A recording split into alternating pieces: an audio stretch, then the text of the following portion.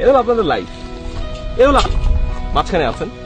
Always আপনি যেই পজিশনে আছেন আপনার থেকে এগিয়ে থাকা অনেক মানুষ আছে, তারা হলো এগুলো। এবং আপনি যেখানে আছেন আপনার থেকে পিছিয়ে পড়া অনেক মানুষও কিন্তু আছে যারা কিনা নিচে আছে। খেয়াল করে দেখবেন আপনাকে নিয়ে যে মানুষগুলো খারাপ কথা বলে, কটু কথা বলে, টিপ্পনি কাটে, পচানোর চেষ্টা করে, ট্রোল করে, এই মানুষগুলো কিন্তু কখনো আপনার উপরে মানুষগুলো না। কারণ তারা কিন্তু অনেক ব্যস্ত, তারা অনেক সাকসেসফুল, তারা জীবন নিয়ে স্যাটিসফাইড, তারা আরেকজনকে ছোট করার মধ্যে কোনো আনন্দ খুঁজে পায় না এবং তারা নিজের কাজ নিয়ে ব্যস্ত বলে আরো উপরে উঠছে। আপনাকে দিনে যে নিয়ে যারা খারাপ কথা বলে তারা বেসিক্যালি আপনার নিচে। এই মানুষগুলো বেসিক্যালি বেকার, তাদের কোনো কাজ নাই।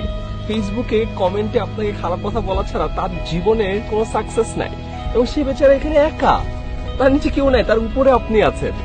তার স্যাটিসফ্যাকশন নাই, তার অনলি স্যাটিসফ্যাকশন হলো নিচ থেকে আপনাকে খারাপ কথা বলে আপনাকে এই জায়গায় আটকিয়ে দেয়া, বা নিচ থেকে আরো খারাপ কথা বলে পারলে যে ইট পাথর মেরে আপনাকে ফেলে দেয়া।